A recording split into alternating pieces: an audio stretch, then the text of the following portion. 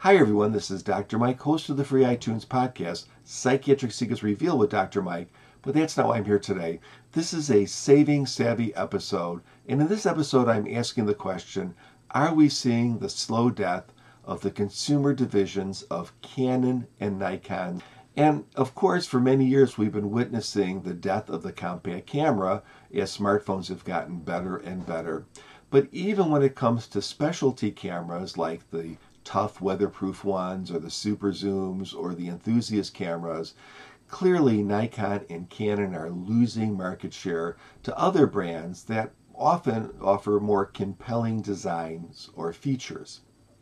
And it also used to be that if you wanted a high-end camera, if you were really an enthusiast or a professional photographer, you pretty much had to go with the DSLR. But we're seeing very slow advancements in DSLRs, and it's mostly things like more pixels on a chip, and you can put that chip in any kind of camera, or more phase detection points. Now, I think more phase detection points are great, but I don't know if it's compelling enough at this point to keep me in the DSLR kind of arena or camp. Well, if we look at the competitors, however, they're doing a lot of novel things. So they're offering, for instance, EVFs that are getting better and better and better and are really offering useful information. Their on-sensor phase detection is always improving every iteration or every model. And soon it's going to be pretty darn good. And there's also these bonus features like focus peaking. And if you've compared focus peaking to a confirmation dot, I'll tell you, focus peaking wins. Now, it's not like Canon hasn't and Nikon haven't tried with consumer level cameras, but they've been not that great. So Nikon had the Nikon 1 series, and I think their chip initially was from Aptina, or I think it's Aptina, and it just didn't compare to the Sony chip. Now, I think their new cameras have a Sony chip in them.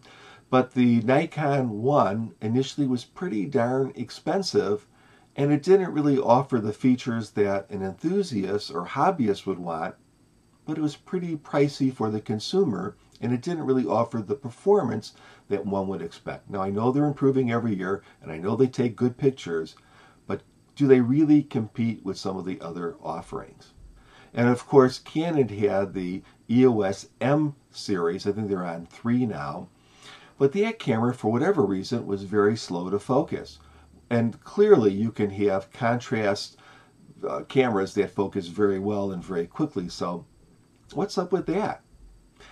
I think sometimes what we're seeing is an arrogance of prosperity. And why do companies continue, like for instance Canon, to continue to not innovate? Well, that's one of the reasons. Other reasons why companies don't do it might include greed. In other words, they have to satisfy the stockholder, or it might be because of past grandeur, or they might be saving their main product line. So they've invested so much in creating a particular product line, it's relatively inexpensive to add a few features every cycle. They have the machinery, the tooling, the cases, and everything, and so it's just cheaper, so why not protect it? But you can't really do that in an era of technology that's changing. So let me give you some examples that I thought of where companies faltered because of one of those particular issues. So how about the U.S. car industry? I think that's about greed. So when I was growing up in the 1960s and in the 70s and in the 80s, the American kind of U.S. car was basically a piece of junk. Sorry to say that. But you'd buy a car, and by 50 or 60,000 miles, you were doing major repairs. And by 100,000 miles, you were basically throwing that car out. Now, I remember, believe it or not, I was actually a little kid, but I remember when Toyota introduced its first car, and people in this country laughed at it. And then look at 20 years or so later, they were buying that car because it was well built. And those greedy people in Detroit had to basically get bailed out by the U.S. government. And if that didn't happen, who knows if those companies would even be here now. Well, what about Microsoft? I think Microsoft is a combination of greed and arrogance. Now, honestly, Microsoft is not going away anytime soon, so I mean, they're in fine shape. But if you look at sort of how they've operated in the past, many times with their great wealth and power, they would introduce a product for free or nearly free, and that would kind of just kill the competition. I know there were court cases about this, and I'm not claiming to be a legal eagle, but when was it Netscape? When Netscape came out, this really advanced browser, it got squashed by the free Explorer. When WordPerfect was the absolute ultimate in word processing, it got squashed by the free or almost free Microsoft Word. So they had this tendency to use their power to sink another product by being free. Well, of course, now you have to pay for Microsoft Word. In fact, they want you to subscribe to it. But who's coming in the background? Google, because Google is now offering these sorts of things free, and people are migrating to Google. So we'll have to see what happens with Microsoft, but clearly they have the resources to ride things out, and they'll probably get rid of products. So their Microsoft operating system on their phones, I used one, this was not the current one, but I used one before I went with a different type of phone. I think I went with an Android at one point. But their operating system was so terrible that my kids called it the dumb phone. Now, this is many generations ago, but they weren't really at the wheel when all of these other companies were introducing much better, much more engaging devices. Arrogance, maybe greed, I don't know. I was working in a hospital many years ago, and that hospital had been around for 100 years or so, and I was a medical director of one of the programs. And there was a new hospital that was getting built in the next town, and there was a lot of concern about that hospital, which would be a competing hospital. And I remember sitting at many meetings with the uppity ups, with other medical directors, and we were, as medical directors, saying, you need to modernize the facility, you need to get innovative programs, you need to market the doctors as a resource, you need to do some professional marketing. And I remember one of the executives said, we've been around for 100 years. We're not going away, kind of dismissive of these comments. Well, guess what? Many years later, that hospital still is in existence, but it's basically seeing Medicaid patients and in the day free patients, which is really awesome and an important thing to do. But you have to have a good payer mix. You have to have regularly insured patients too, like Blue Cross Blue Shield, to survive as a hospital with all that equipment and everything.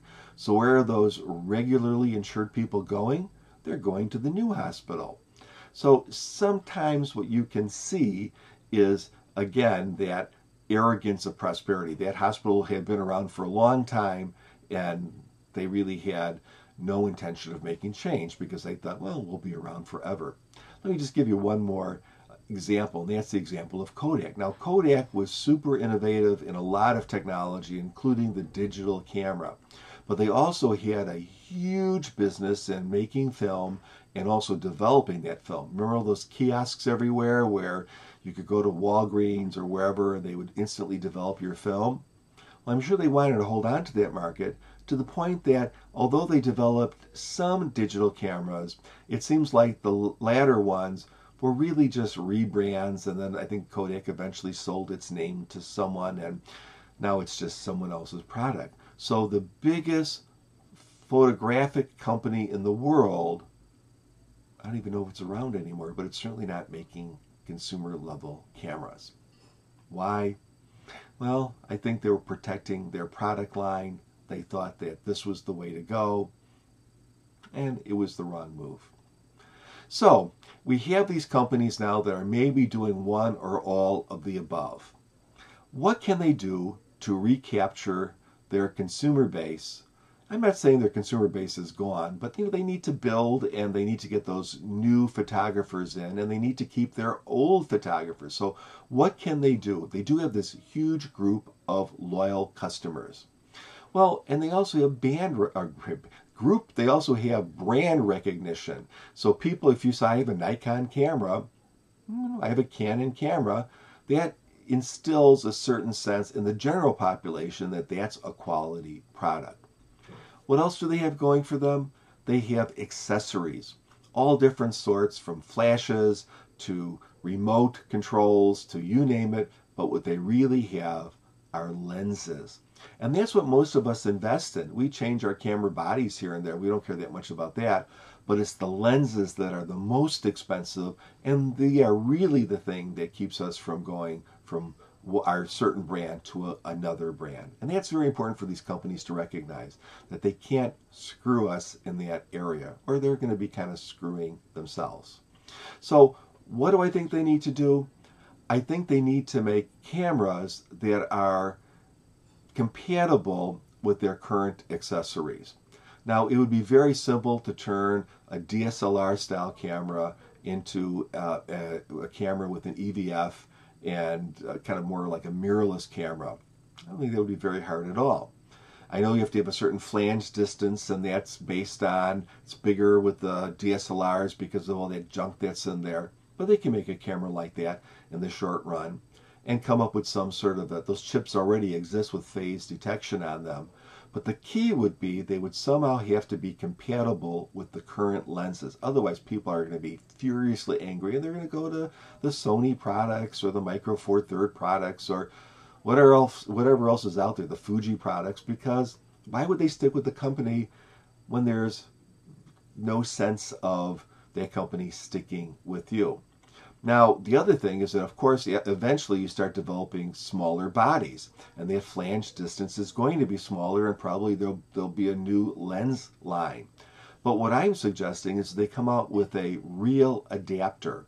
And by a real adapter, I'm not talking about something, I know Sony has one when you could go from like the alpha to the, is it E mount, alpha to E, and it really only has a couple focus points in it, and it's not going to be nearly as good as just using lens that's built for the kind of LE series lens.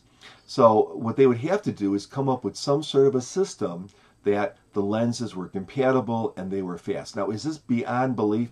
I don't know if it's beyond belief right now, but it certainly will be within belief in a short amount of time if the research is there, because all these things that we said about cameras in the past, all these experts that have said, well, this camera will never be successful, or people won't buy Micro Four Thirds cameras, or we need a lens box, or we need a mirror box for some reason.